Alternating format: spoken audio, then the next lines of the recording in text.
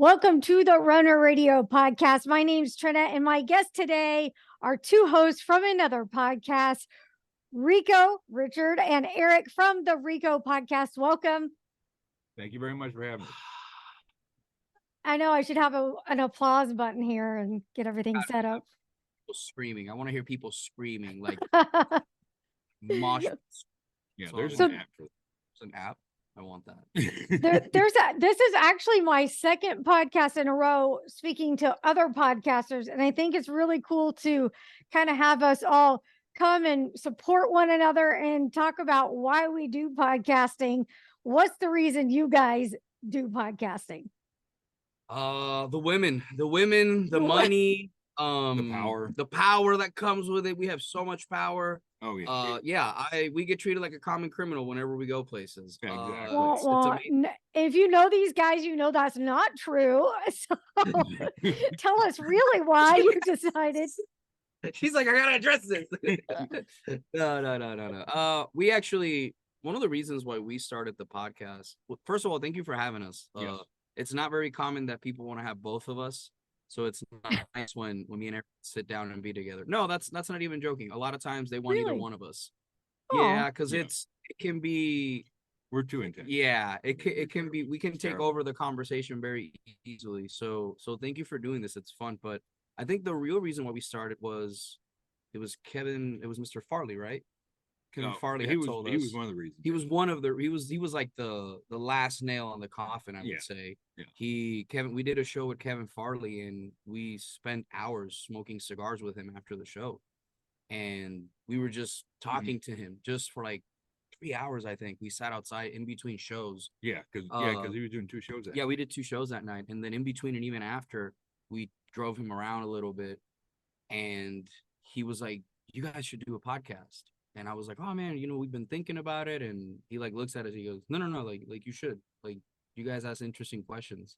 So like after that, it was just a matter of trying to learn like a little bit of like what you need to do, and like once we realized that all you had to do was put work, like the rest was history. We're almost 200 episodes in, so Yeah. I mean, We realized you had to work at it. yeah. Yeah, And the power that comes with it, and the women.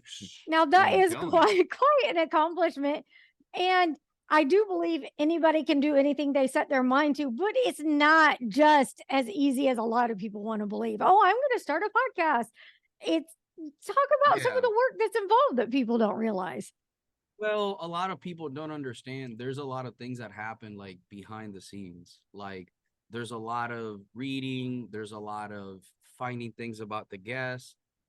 Then once you start, that's just part of it, because we were doing a laptop that Fred Flintstone used to have, and that made things very difficult in the because beginning. in the beginning, we were doing it in Richard's living on a folding table, a folding card Yeah. table.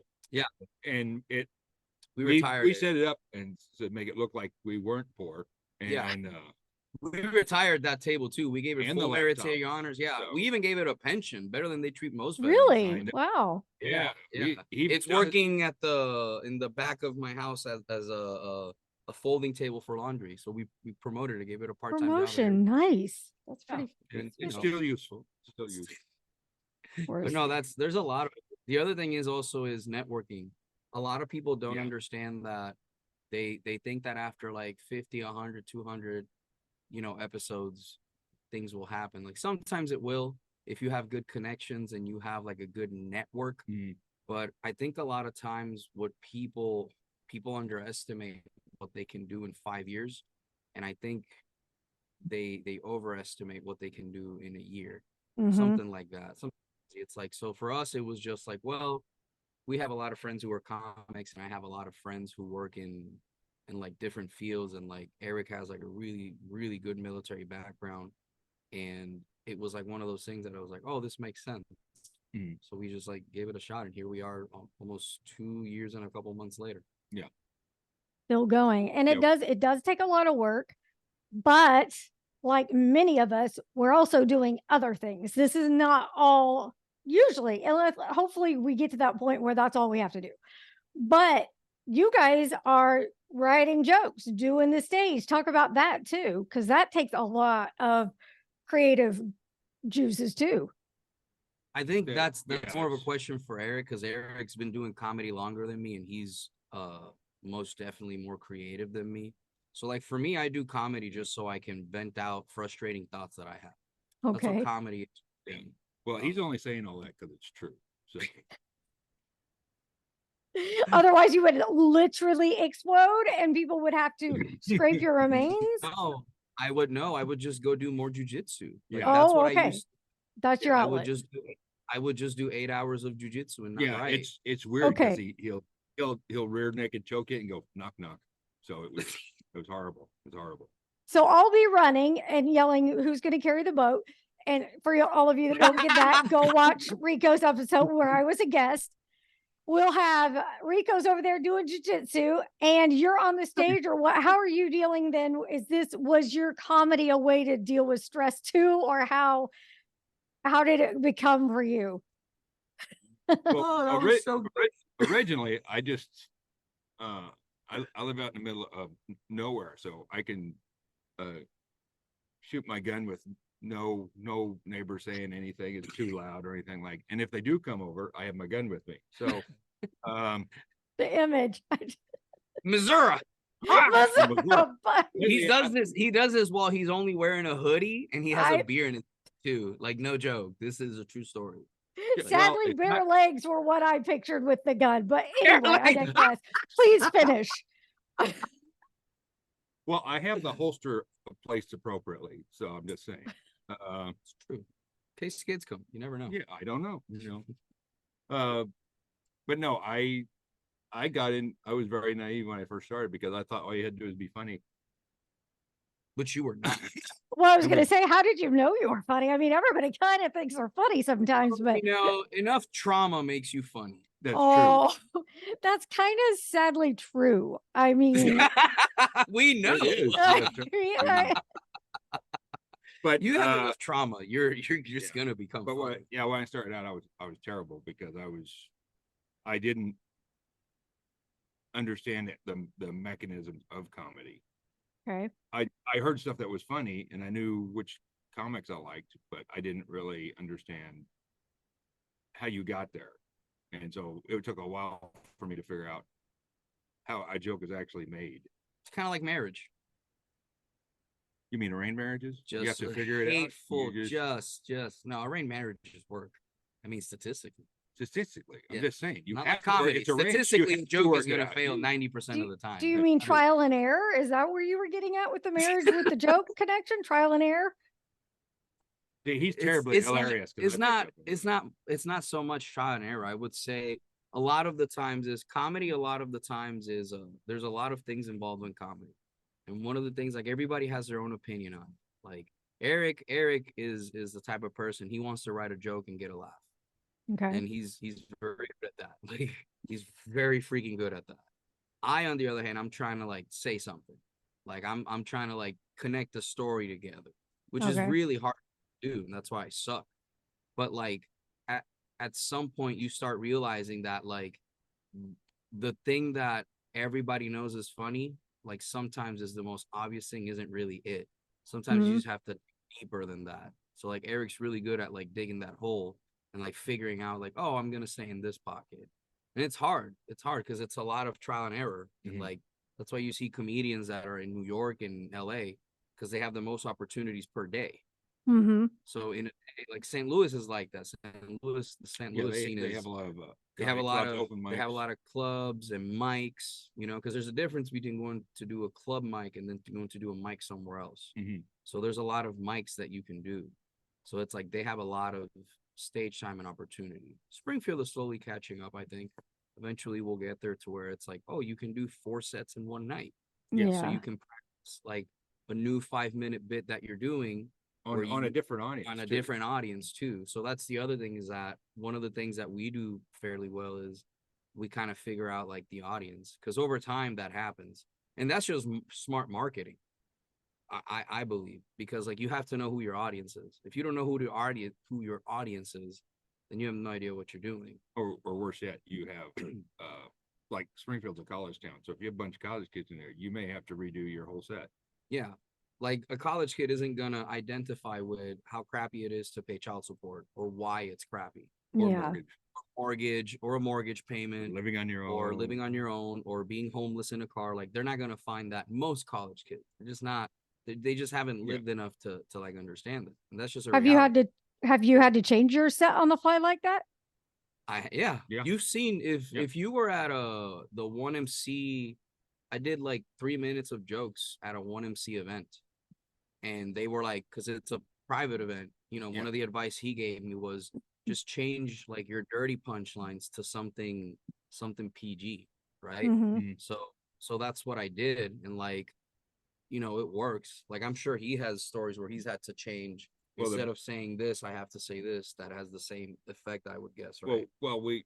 the best example I think is we did a mic, and then somebody invited us another mic, and it was East St. Louis, and we got there and they sold chicken and waffles, and the MC was promoting it. Let's and just he say that thought- I was the he thought whitest person he, there. He was, yeah.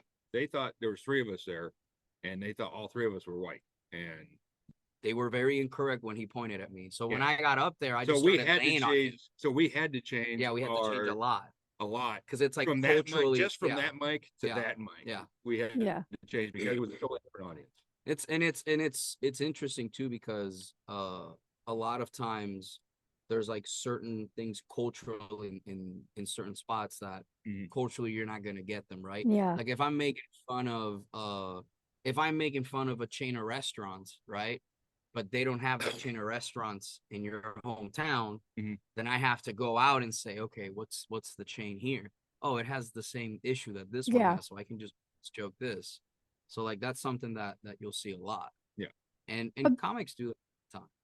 Like about how many jokes do you have to have for like say a 20-minute set? I mean, I've got to imagine I bet you probably rehearse like someone giving a speech to any kind of large audience. You've probably got to get that If not- timing down, that more. Tell me about that. 20 minutes. I'll let you take that one because I only have like a 15-minute set. Well, about 20 minutes if you get, what is the standard? I think It's laugh minimum 4 laughs per minute. 4 laughs per minute. So 20 minutes, that's 20 times 4. So that would be how many jokes? 80 laughs, I think. Yeah. So 20, typically that'd be yeah. about how many jokes you would have. But sometimes a joke, it's not just one joke, it's just a joke has many punchlines. So you have to factor that in there. And if you only have 20 minutes, you also have to factor in the laugh. You have to let people laugh things out. Like a lot of times that was something that I ran into for the longest time, where I would say something and people would start laughing, and then you would see it because we record and we Mhm. audio our sets, and you're like, see, listen, like you're stepping over the laugh. So people are Mhm. confused. And now when someone's confused, they don't know where to laugh. Like it's little things like that. Mhm. The other thing that can happen too is people sometimes laugh at like things that you don't expect to happen. Yeah, that's Yeah. Sometimes you'll say a part of the joke and people will laugh early and you're just like, the fudge? Like what? Yeah. Why was that funny? Yeah. Yeah. Wait, You have to, I've had a lot of independent, self-published authors, writers on here. I want to know what your writing process is like. Do you do other writing to practice writing jokes, or do you pretty much just put everything into the jokes, keep a journal? Do you clack it out on a screen, keep notes on your phone, all of the above? What's that like?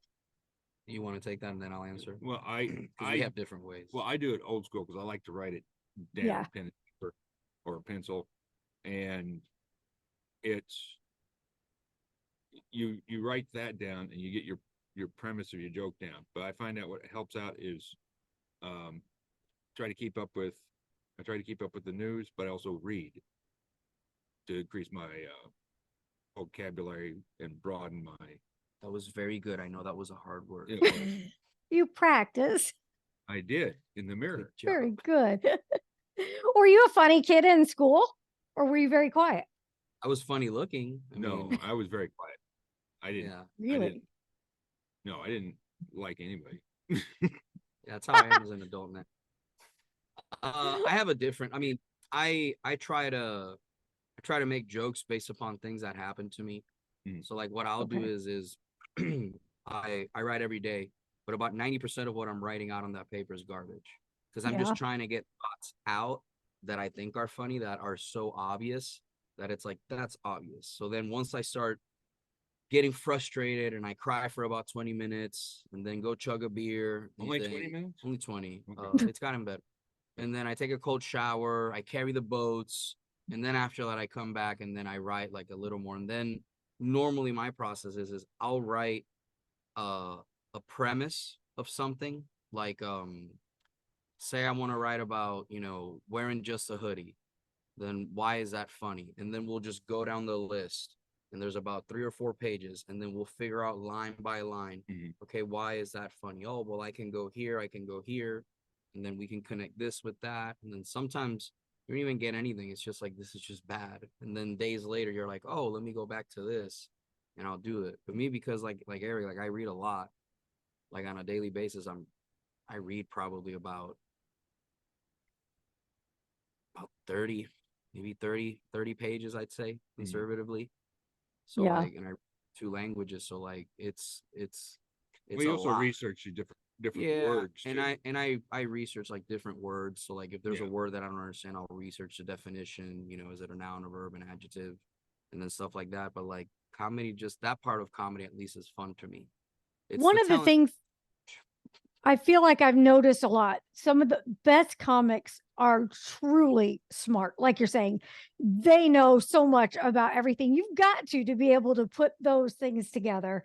What about, I've heard a lot about punching up, and when it comes to poking at other people, a comedian should never punch up down when you're kind of making fun of people, but not really. Do you abide by that concept? That's like not even in your. Oh, I can tell you've never come to see us do comedy. Then I You can tell totally that have a different. Okay. yeah, you Yeah. have not. And I know everybody does. It's just one So angle I have listen, heard. I'll answer that question. Here's the thing: you have to come down on a Thursday to Corner Pocket Comedy on Billiards and come see us. That's the exchange, right? Now, here's the thing: when it comes to punching down, me personally, if I'm writing jokes about my wife, I don't punch down, right? She's taller. She's taller than that. And I can't reach. My reach isn't there. Secondly, that's my wife. So at the end of the day, the way that I treat, and this is just me, right? Like I don't do that to my wife because I like my wife. My wife's pretty awesome. But at the same time, there are jokes that I'm going to have, right? Now, when it comes to someone else, like I'll point out the obvious. I'll point out something that's right there on my face. Like we had a gentleman that showed up to a show in was it Dorothy with the ponytails and stuff? Yeah. In like a Dorothy skirt with nothing under it. You have to address that. He showed up. Like you have to, yeah. That's what I'm saying. You get what I'm saying? She's laughing. See, she's laughing because she knows. Like you have to address that. Like at some point, there's gonna be certain things that I have to address. Someone being rude. Like a heckler. Like a heckler, that needs to be addressed because the problem that people don't understand with hecklers is that you're not really interrupting me because I'm going to say my punchlines and I'm going to make you feel like you hate yourself. The problem is you're taking away from the people who paid to come see us and to come have a good time. Because if what you have to say is more important than what I have to say, then why did you pay money to come? You could have just done that somewhere else. That's the problem. And a lot of times it's not, I don't attribute, I don't attribute malice to what you can attribute to stupidity. So a lot of times when people are doing that, it's just because they're drunk, or they might be inebriated or intoxicated in any way, shape or form, So it's like one of those things that it's like me personally, like I address it. But punching up and down, that just depends, man. Depends. Like it just depends. Like on my wife, I don't make like really derogatory jokes towards my wife. It's always just her, like in some way, like shitting on me or something. I try to keep it. That's just me personally. I have an ex-wife, so I do the opposite. And she was very short too. She was like 4'11". Like it was crazy. So he has to punch really down, really down. Yeah. So it gets weird. He does. What's your favorite part about being on stage? The women, the power, the money, Again, just like podcasting. Golly. You all things too. that we do not have. My mine is actually when I get to the mic. Because before I'm nervous, Yeah. but once I get on stage, I get the mic. It's like everything is as it should be. Hmm. I might bomb, but at that particular moment, before I say anything, everything is just where it should be. For me, it's just exciting. It's nice to make people laugh. Like out of Yeah. all the feelings that people have told me that I made them feel, laughing is probably the best one. Like that's just what it is for me. It's kind of nice. So that's literally what it is for me. I could care less. It's just I want to see people be happy. So you Especially guys are when working. you Do what now? especially when people like drove like far away and Oh, stuff, man. sure. Like, Yeah. that's it's kind of nice. So what do you guys have coming ahead? You're still working on the podcast. You're still planning shows. What's coming up in the near future for you? And what do you have for the big picture? For in regards to what? In regards Just to the everything that podcast? you're planning, your big dreams, your small dreams, your dreams within the next few weeks, months. Women, power, Power.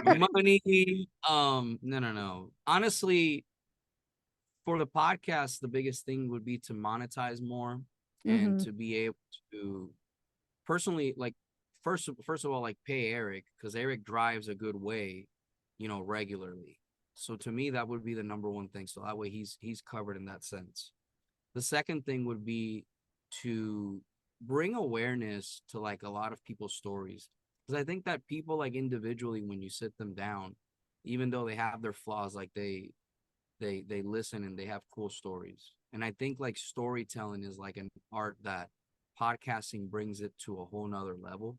Mhm. So that's one of the things that I'd like to see. But I'd like to see that eventually monetized, so that way we can cover that. I'd also personally, I think we've talked about this, is we'd like to get even cooler guests, because it's kind of nice to be able to talk to people that, probably they wouldn't really give us the time of the day if we weren't trying to like promote something or like listen to their story and whatnot.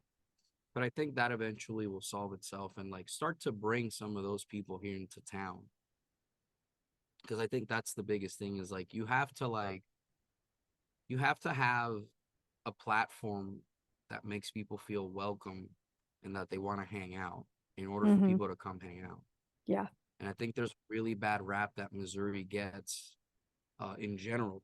I mean, I would say especially Springfield with all the things that happen and all the things that continue to happen in this town with drugs and corruption and all this other stuff. But I think that there's a lot of good too. And I think that gets overshadowed. Springfield's much better than Washington, D.C. So Yeah, Oh, for shit. comparing less, apples to a oranges. lot less corruption. I mean, it's still about the same amount of drug use, but a lot less corruption. So. Don't know And about that, but I will say we have talked about this before on your podcast, that there's a lot of talent here, even not just Missouri, but Springfield, Missouri. We got a lot of talent here, and it's time we are heard. I think so many people for a long time have felt kind of trapped because we're stuck in the middle of the country, and now with technology and podcasting, we can have a wider reach, and we can cast that net and reach out there and connect more. The airport's a definitely. huge thing too. Like when Yeah. you look at flights and stuff like that, one of the things is that you see that flights for the airport are dropping and there's more flights being added. So that also is going to help like promote shows and promote other things. The problem is a lot of times that a lot of people don't want to put in the work. People really don't want things. Like they don't. But Springfield is a home of Bass Pro, so why wouldn't you? That's the thing. The Cardinals, you have the Cardinals here. You have Bass Pro. You have us. Brown Derby. Yeah. So why What wouldn't else? you be here? The Caves. Does the Caves start here? In Branch. Yeah. In Branch. Never mind. You got Wait a Branson minute. too. Is Brown Derby like, is that local? Is that not a national chain? I think Or it is is, but that just your, is started- that just where No, I you think it go on a started regular? here. I think it started Actually, here. that's how, that is how, Hold on. Bass Pro got started because I think it was his uncle let him put a little fishing spot in Brown Derby, and he started selling tuna fish in Oh, Brown Derby. I did Actually, not it know started that. in LA, and then it expanded over here. So I don't know Over if it's a time. national chain or not. It is. No, it I is. see. It's a It national. is? Yeah, right Okay. near Brown Derby. Huh. Right. Cool. Malvern, New York-based restaurants, and then they turn into alcohol. Oh, wow. All right then. Yeah. Alcohol. Which it's recession proof. So. It's recession-proof for now. So that's why I said Brown Derby, because if it wasn't for Brown Derby, they wouldn't be a Bass Pro. Plus, this is home to the cashew chicken. The The Chinese- Springfield cashew chicken. Yes. Springfield cashew My bad. chicken. My bad. That's my right. bad. That's right. I But hear no, ya. there's a lot of things, man. And like, you have to understand also, like, when you look at a town, you have to look at the demographics of the town. And Mhm. if you don't understand your customer base, then a lot of times people waste their time. Mhm. Over 30% of the people that are here are retirees and military. Mhm. Like, that's just what it is. That's gonna tell you right there where that economy is gonna push to. And then you have, I think it's like Well, we less got the than colleges here. We got the like 4 colleges is colleges like- here, yeah. I think. the colleges. It brings in like almost 30, and then you have a lot of veterans, here that work for like Bass Pro and stuff like that. And you have like retirees, Yeah. like you know, it's, and then you have like hospitals and stuff like that, which brings in a ton. Yeah. So like, And the meth labs, which keeps the hospitals in business. yes, the meth labs keeps the hospitals in business. And allows Since you're everybody- both veterans, do you practice your jokes on vets? Do you go and do shows for them? Oh, Actually, it's funny you say that. We actually have been trying to set something up to do like a little tour all over Missouri with Legion of what's it called? The American Legion American Legion, and Veteran of Foreign Wars. Veteran Foreign Wars and the USO and stuff like that. But Yeah. it's just it's one of those things that now that we have a platform that's big enough, like we can do that. Because before, I think Yeah. you'd gone that they asked you. Yeah, I actually, the USO, there's like, you want to do a USO tour? They had all on their website, and I was like, yeah, I'll do one. And you have to send in all the paperwork. They want it mailed to them. They don't do emails or electronics. They want it in hard copies. You know, the Army. Pigeon carrier. Here you go. So I put it on there, gave it to a runner. It took a month to get there, and By then, COVID started. then COVID started. No, but no, I hadn't heard from him for a month or two. So I called him. I said, "Did you get my package? Was there a problem with it and everything else?" And the first thing the lady said was, "Are you famous?" According to who? My mom thinks I'm great. Have I you said, met my mother? I thought I was until I talked to you. Yeah. And Yeah. Seriously, Yeah. she point blank asked you if you were famous. Yeah, because they like Right. they like want to have people that the soldiers Yeah. are gonna come. Listen, the soldiers and the Marines and they the, don't. and It's a the- captive audience. yeah, They, it's a captive they're gonna audience. show up They don't because want they to go have anywhere to. else. Yeah, they have to show up. Like, it's not like they I mean- buy tickets. No, I mean, the it's- commander says you will go see a show Yeah. tonight, and you're gonna fucking laugh. And the soldiers go, "Yeah, no problem. 100%, I'm gonna do It's that." great when Rob Williams shows up, Yeah. but if Dave Hinkle shows up, you're still going to watch. You're still gonna watch. It it. My doesn't goodness. it doesn't matter who it is. Yeah, and that's a Oh true my story. goodness. By the way, that's Okay. I remember this comedy show like in the Army. They were like, "Hey, this person's coming. I have no idea who it is. It doesn't matter. Here's tickets. Go appreciate that he's coming here." I'm like, "How about he appreciates us?" Yeah, I had to come here too. Damn it. Yeah, and I didn't want to come here. Like, yeah, but no, it's definitely a thing. Veteran crowds can get rowdy because Yeah. Oh, they feel so brave, like they can still fight when they can't. Yeah. So they like get a little chatty, but that normally you address that in the beginning. You know, if you Yeah. have a good host, address that in the beginning, and Yeah. like it's not going to be an issue. Normally it's not too bad, but every once in a while you get somebody who starts feeling their oats and they're like gets ready to charge the They're hill. like, I was in Vietnam, and it's like, we get it. Go sit back on your wheelchair. I don't know how you stood up and walked. It's a miracle, Oh, so It's cool. easier Punch now it down. Punch it but down. it's easier now that they have recreational weed, so but- They're all kind of calm. like, Nice. They sprinkle it in their oatmeal, you think? Is that how you it put goes it- down? yeah. You will feel better. Eat this, eat this piece of chocolate. No, You'll be all right. it'll be You'll be all right. Okay, before we go, I want to know something from each of you. Tell me something nobody knows in the podcasting world or in your lives. Keep it PG that you can share with the audience, please. I'll let you go first. I know. I was going to say it really is 7 inches, but I don't know if everybody knows that. No, Jesus. We're not talking about your toenails that you have not clipped in who knows when, It's ever. so bad. He's It's hitting me easier- with them right now, like under Gross. the table. It's easier to Rose. rock climb with that It's much. easier to shoe. rock Oh, climb. he's a rock climber. I don't really like going out. Okay. Most people think that I'm a very outgoing person. I don't. I like staying at my home, editing videos, hanging out with my friends, hanging out with my kid more than anything, and with my wife. Mhm. I really don't like going out. Like, to get me out of the house, it's a chore. It's a chore, and most people don't realize. They So think that do I'm- you feel like you use a lot of energy when you do go out and then you just have to kind No, of? it's not that. It's just I hate everybody equally. doesn't. Oh, okay. I just enjoy being with people that I know. I'm kidding about that part, or am I? No, I just enjoy spending time with my kid, man. Like, it's just such a cool experience. And like before that, I just didn't really enjoy going out. Like, if I want to watch something, I have it. If I want to cook something, I can get it. Like, I have what I want and what I need. So it's like I don't see. He's the a homebody. sense. Yeah, I'm Yeah. a homebody. It's not that I He get. makes a really energy. good wife. I tell Yeah, you. I'm a great wife, bro. Like, I just fed him. He did. Aw, very sweet. Well, I see a bright future for you two, and I hope you'll come back and talk to me again Thank you. sometime. You Thank can you come so to the much. wedding reception at. Yes, We haven't set a register. Be date. sure you register. We haven't said a date. Registered at Bass Pro, Probably Bass Bass Pro. Pro and Brown By the Derby. way, it'll be at we Bass will Pro. only take Bass Pro gift cards as a gift. Okay, We're done. registered there. So. We're registered there, so All right. Thank you so much for spending some time tolerating me, even though you don't maybe like me. I appreciate your time very much. So Thank you for having us. Appreciate it. thank you. I appreciate it. see you again soon. All righty. Bye.